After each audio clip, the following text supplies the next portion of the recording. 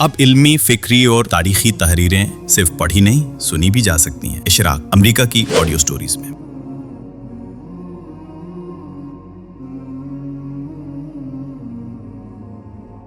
علامات قیامت اور تاریخی واقعات، بائبل اور قرآن کی روشنی میں دجال کے واقعات۔ مندرجہ ذیل واقعات حدیث میں تاریخی ترتیب سے بیان ہوئے ہیں۔ دجال کے 70,000 اصفہان کے یہودی پیروکار۔ ولنا کے یہودیوں میں سوشلسٹ رجحانات 20ویں صدی کے اوائل میں۔ رسول اللہ صلی اللہ علیہ وسلم کی پیش گوئی کے مطابق دجال کے پیروکاروں میں اصفہان کے 70,000 یہودی شامل ہوں گے جنہوں نے چادریں لی ہوں گی۔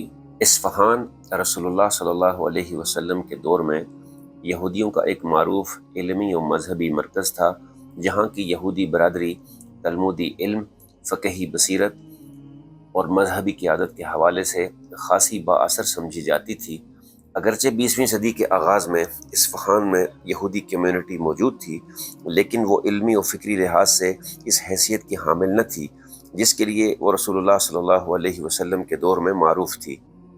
اسی طرح کی ایک فکری روایت ہمیں 20ویں صدی کے اوائل میں ولنیس میں بھی نظر آتی ہے، جسے شمال کا یروشلم کہا جاتا تھا۔ یہاں کی یہودی برادری مدارس، کتب خانوں اور فکری مجالس کے مضبوط نظام کے ذریعے سے علم و ثقافت کا مرکز بنی ہوئی تھی۔ 7ویں صدی کے اصفہان کے یہودی اور 20ویں صدی کے اوائل میں ولنا کے یہودی اگرچہ مختلف ادوار اور ماحول سے تعلق رکھتے تھے، مگر ایک ملتی جلتی روایت یعنی علم و دانش، مذہبی قیادت اور فکری سرگرمی میں شریک نظر آتے ہیں۔ ان دونوں ادوار و مقامات میں مذہبی اور ثقافتی شناخت کے اظہار کا ایک خاص اسلوب تھا۔ اصفہان میں چادر کی صورت میں تو ولنا میں یدیش زبان و ادب کی روایت کے طور پر حدیث میں مذکور چادر ایسی ہی روایات کا علامتی حوالہ ہے جو ان کے تہذیبی و دینی وابستگی کی نمائندگی کرتی ہے۔ حدیث میں مذکور 70,000 کا عدد ولنا میں 20ویں صدی کے آغاز میں موجود یہودی آبادی کی طرف اشارہ ہے، جو 1897 عیسوی میں 63,000 تھی اور 1901 عیسوی میں بڑھ کر 76,000 ہو گئی۔ اسی دور میں ولنا کی یہودی برادری انقلابی تحریکوں، بالخصوص سوشلسٹ اور مارکسی نظریات میں بھرپور طور پر متحرک تھی۔ خاص طور پر 1897 عیسوی میں جنرل یہودی مزدور پارٹی کا ولنا میں قیام اور 1905 کے ناکام روسی انقلاب میں ان کی شرکت قابل ذکر ہے، جہاں ولنا کے یہودیوں نے واضح طور پر ایک سوشلسٹ ایجنڈے کے تحت انقلابی سرگرمیوں میں حصہ لیا۔ مشرق کی سمت سے آنا اور شام اور عراق کے درمیان ظاہر ہونا۔ سوویت یونین کا مغرب کے مقابل نئی عالمی طاقت کے طور پر ظہور 1922 عیسوی۔ رسول اللہ صلی اللہ علیہ وسلم کے زمانے میں شام اور عراق کے درمیان کا خطہ بازنطینی اور ساسانی سلطنتوں کے درمیان ایک متنازع سرحدی علاقہ تھا، جہاں کسی ایک طاقت کو مستقل اور بلا مزاحمت غلبہ حاصل نہ تھا۔ حدیث میں دجال کے اسی علاقے میں ظاہر ہونے کا ذکر دو اہم علامتی مفاہیم رکھتا ہے۔ اول یہ کہ یہ دجال کسی موجودہ طاقت کا تسلسل نہیں ہوگا، بلکہ ایک نئی اور خود مختار قوت کے طور پر ابھرے گا۔ دوم یہ اس کا ظہور مدینہ کے مشرق کی جانب سے ہوگا۔ تاریخی طور پر سوویت یونین کا بیشتر حصہ مدینہ کے مشرق میں واقع تھا، اور جب یہ 1922 عیسوی میں وجود میں آیا تو دنیا بھر سے اسے مشرق سے ابھرنے والی ایک نئی طاقت کے طور پر دیکھا گیا، نہ صرف جغرافیائی لحاظ سے بلکہ نظریاتی اعتبار سے بھی۔ کمیونزم سرمایہ دارانہ مغربی دنیا کے مقابل ایک انقلابی نظام کے طور پر پیش کیا گیا، جس نے مذہب، معاشرت اور سیاست میں ایک نئی جہت متعارف کرائی۔ اس لحاظ سے دجال کے مشرق سے ظہور کی علامت اور سوویت یونین کا قیام ایک گہری معنوی مماثلت رکھتے ہیں۔ دجال کا رزق دینا اور لوگوں کا ایمان لانا۔ سوویت یونین کی مصنوعی خوشحالی اور پروپیگنڈا 1928 سے 1932 عیسوی۔ حدیث کے مطابق دجال لوگوں کو بلائے گا اور وہ اس پر ایمان لے آئیں گے۔ دجال حکم دے گا، آسمان بارش برسائے گا اور زمین فصلیں اگائے گی اور جانور دودھ سے بھرے ہوں گے۔ یہ منظر سوویت یونین کے ابتدائی دور، خاص طور پر پہلے 5 سالہ منصوبے 1928 سے 1932 عیسوی کے دوران میں علامتی طور پر دجال کے فریب کی عکاسی کرتا ہے۔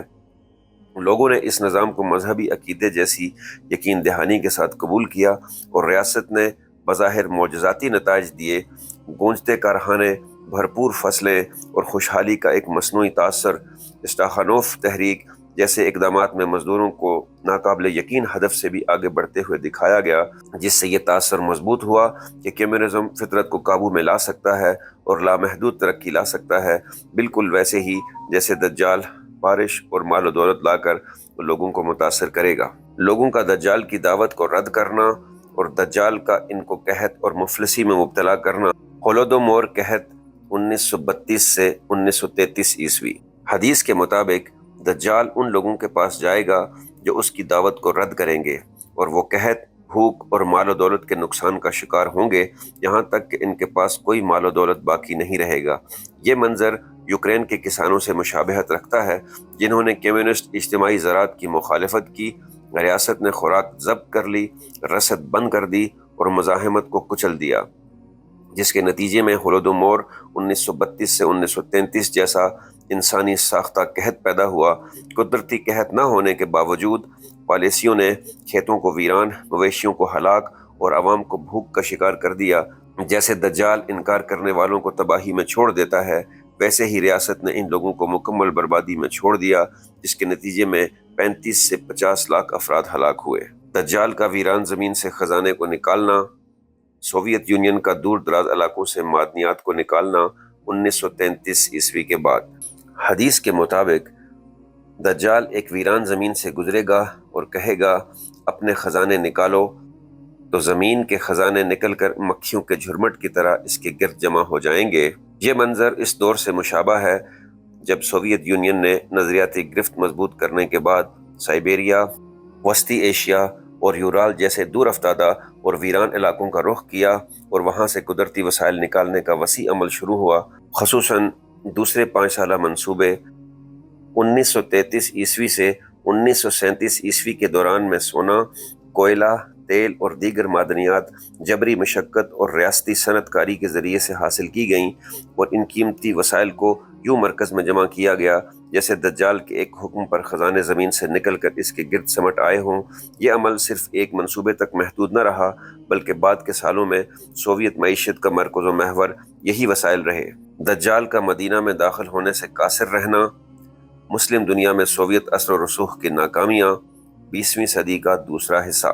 حدیث میں ذکر ہے کہ دجال مدینہ کے قریب قیام کرے گا، لیکن مدینہ میں داخل نہیں ہو سکے گا کیونکہ فرشتے اس کی حفاظت کریں گے، پھر فرشتے اس کا رخ شام کی طرف موڑ دیں گے اور وہیں وہ ہلاک ہو جائے گا۔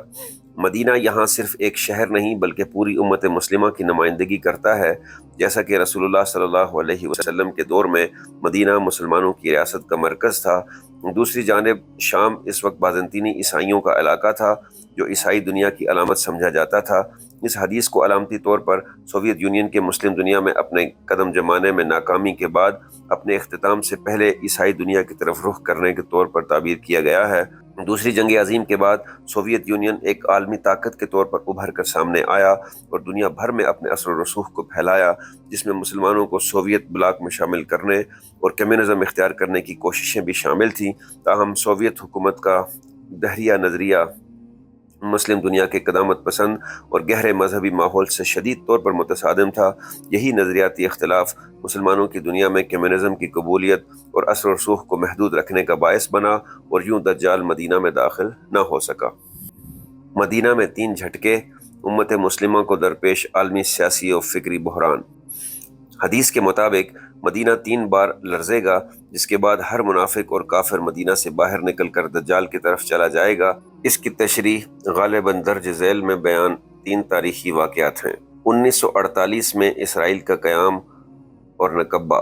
1948 میں اسرائیل کے قیام کے بعد لاکھوں فلسطینی بے دخل کر دیے گئے، جسے نکبہ یعنی تباہی کہا جاتا ہے۔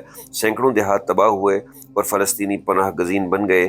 مسلم دنیا نے اسے مغربی طاقتوں کی پشت پناہی سے ہونے والا بڑا ظلم سمجھا۔ اس سانحے نے عرب معاشروں کو ہلا کر رکھ دیا اور کئی نوجوانوں اور دانشوروں کو کمیونسٹ تحریکوں کی طرف راغب کیا تاکہ مزاحمت کی راہ اپنائی جا سکے۔ 1956 کا سویز بحران۔ جب 1956 میں برطانیہ، فرانس اور اسرائیل نے سویز نہر پر حملہ کیا تو مصر نے اس جارحیت کے خلاف سوویت یونین سے سفارتی اور سیاسی مدد حاصل کی۔ یہ پہلا بڑا موقع تھا جب کسی عرب ریاست نے کھلے عام سوویت طاقت پر انحصار کیا۔ اس واقعے نے مشرق وسطیٰ میں بائیں بازو کے نظریات کو فروغ دیا، جس کے نتیجے میں عراق اور شام میں باس پارٹی جیسے قوم پرست اور سوشلسٹ گروہ اقتدار میں آئے، جبکہ جنوبی یمن میں ایک باقاعدہ کمیونسٹ ریاست قائم ہوئی۔ 1967 کی 6 روزہ جنگ 1967 کی 6 روزہ جنگ میں اسرائیل کی فتح نے عرب قوم پرستی کو شدید دھچکا پہنچایا، جس کے نتیجے میں بائیں بازو کے نظریات کی ایک نئی لہر اٹھی۔ اس کے اثرات سے فلسطینی مزاحمتی تحریکوں میں مارکسی دھڑوں کا ظہور ہوا، جن میں PLF popular front for the liberation of فلسطین نمایاں تھا، جس نے کھلے عام سوویت حمایت یافتہ انقلابی راستے کو اپنایا۔ بنی تمیم کی دجال کے خلاف مزاحمت، آل شیخ اور کمیونزم۔ رسول اللہ صلی اللہ علیہ وسلم نے بنی تمیم قبیلے کے دجال کے خلاف ثابت قدم رہنے کی پیشگوئی فرمائی۔ یہ قبیلہ، جو تاریخی طور پر سعودی عرب، عراق اور خلیجی ریاستوں میں آباد ہے، بعد ازاں کمیونزم کے خلاف فکری اور سماجی مزاحمت کی علامت بن کر سامنے آیا۔ بنی تمیم نے اسلامی روایات، عقائد اور قبائلی اقتدار کو فروغ دے کر کمیونزم کے مادی اور لادینی نظریات کو رد کیا۔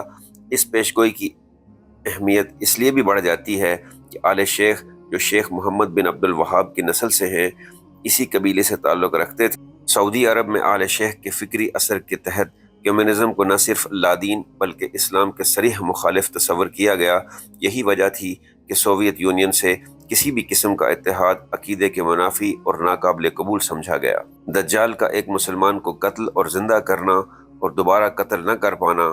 سوویت یونین اور افغانستان، 1977 سے 1992 عیسوی۔ حدیث میں بیان ہوا ہے، ایک مسلمان جو مدینہ سے نکلے گا، اسے دجال کے پاس لے جایا جائے گا، جہاں دجال اسے قتل کرے گا اور دوبارہ زندہ کرے گا، لیکن دجال اس شخص کو دوبارہ قتل کرنے پر قادر نہیں ہوگا۔ ایک اور حدیث اس واقعے کی تفصیلات کو بیان کرتی ہے کہ دجال ظاہر ہوگا اور ایک مومن اس کا سامنا کرے گا۔ دجال کے فوجی اسے روک کر اس کی نیت کے بارے میں سوال کریں گے۔ جب وہ دجال کو اپنا رب ماننے سے انکار کرے گا تو وہ کہیں گے اسے قتل کر دو، مگر ان میں سے کچھ کہیں گے کیا تمہارے آقا دجال نے بغیر اس کی اجازت کے کسی کو قتل کرنے سے منع نہیں کیا؟ پھر وہ اس سے دجال کے پاس لے جائیں گے۔ مومن اسے پہچان کر پکار اٹھے گا، یہی دجال ہے۔ دجال اس کے قتل کا حکم دے گا اور اسے آرے سے چیر کر 2 ٹکڑے کر دیا جائے گا۔ پھر دجال اسے زندہ کر دے گا، لیکن مومن دوبارہ دجال کو جھٹلائے گا اور اس کے فریب کو ظاہر کرے گا۔ دجال جب اسے دوبارہ قتل نہ کر سکے گا تو اسے اٹھا کر پھینک دے گا۔ ایسا محسوس ہوگا جیسے وہ جہنم میں جا رہا ہے، لیکن حقیقت میں وہ جنت میں داخل ہو جائے گا۔ نبی کریم صلی اللہ علیہ وسلم نے فرمایا کہ وہ اللہ کے نزدیک سب سے عظیم شہید ہوگا۔ یہاں مدینہ صرف ایک شہر نہیں بلکہ پوری مسلم امت کی نمائندگی کرتا ہے۔ جیسا کہ رسول اللہ صلی اللہ علیہ وسلم کے دور میں مدینہ مسلمانوں کی ریاست کا مرکز تھا، مومن افغانستان کی علامت ہے، جبکہ دجال سوویت یونین کی، اور دجال کے فوجی افغانستان میں موجود کمیونسٹ دھڑوں، پرچم اور خلق کی نمائندگی کرتے ہیں۔ قتل اور زندہ کرنا کمیونسٹ انقلابات کی علامت ہے، جنہوں نے پرانے حکومتی اور سماجی ڈھانچوں کو ختم کر کے نئے نظام قائم کیے۔ زندہ کرنا ایک نئے کمیونسٹ نظام کے تحت سماجی تنظیم نو کی طرف اشارہ کرتا ہے، جو اکثر انسانی مصائب کی بھاری قیمت پر مکمل ہوا۔ یہ حدیث افغانستان میں کمیونسٹ دھڑوں کے اقتدار، سوویت مداخلت اور اس کے خلاف مزاحمت کی ایک علامتی تعبیر کے طور پر سمجھی جا سکتی ہے۔ مومن کا دجال کو رب نہ ماننا۔ 1977 میں کمیونسٹ دھڑے کی بے دخلی۔ 1970 کی دہائی میں افغان حکومت میں کمیونسٹ جماعت کا دھڑا پرچم شامل تھا، تاہم 1977 عیسوی میں صدر محمد داؤد خان نے کمیونسٹوں کی بغاوت کی منصوبہ بندی کا پتہ لگا کر انہیں حکومت سے بے دخل کر دیا۔ یہ واقعہ حدیث میں دجال کے محافظوں کا سوال کرنا اور مومن کے دجال کو اپنا رب ماننے سے انکار کے مترادف ہے۔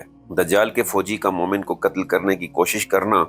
1978 میں خلق کا انقلاب اور ظلم و جبر۔ 1978 میں سور انقلاب کے ذریعے سے خلق دھڑے نے زبردستی اقتدار پر قبضہ کر لیا، جس میں صدر داؤد خان کو قتل کر دیا گیا۔ یہ حدیث میں دجال کے فوجی کے مومن کو قتل کرنے کی کوشش کی تعبیر ہے۔ یہ سوویت یونین کے لیے بھی حیران کن تھا، کیونکہ وہ غیر متوقع انقلابات سے عدم استحکام سے بچنا چاہتا تھا۔ سوویت یونین کی یہ پالیسی حدیث کی اس بات سے مطابقت رکھتی ہے کہ کیا تمہارے آقا دجال نے بغیر اس کی اجازت کے کسی کو قتل کرنے سے منع نہیں کیا؟ دجال کو مومن کو قتل اور زندہ کرنا۔ 1979 میں سوویت مداخلت اور خلق کا صفایا۔ 1979 میں سوویت یونین نے افغانستان پر حملہ کر کے خلق کے حکمران حافظ اللہ امین کو قتل کیا اور پرچم دھڑے کو اقتدار میں بٹھایا۔ یہ تبدیلی آپریشن اسٹورم 333 کے ذریعے سے ممکن ہوئی، جس میں سوویت فورسز نے خلق قیادت کو قتل کیا، مزاحمت کو کچلا اور بڑے پیمانے پر قتل و غارت کی۔ یہ حدیث میں مومن کے اوپر تشدد اور قتل اور دوبارہ زندہ ہونے سے مماثلت رکھتا ہے، کیونکہ خلق دھڑے کو تشدد سے ہٹایا گیا اور پرچم دھڑا مسلط کر دیا گیا۔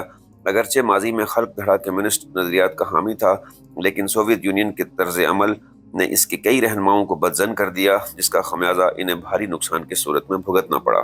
دجال کو مومن کو دوبارہ قتل نہ کر پانا، مجاہدین کی مزاحمت اور سوویت ناکامی۔ سوویت یونین نے افغانستان میں اپنی گرفت مضبوط کرنے کی کوشش کی، مگر مجاہدین کی مزاحمت بڑھتی ہی چلی گئی۔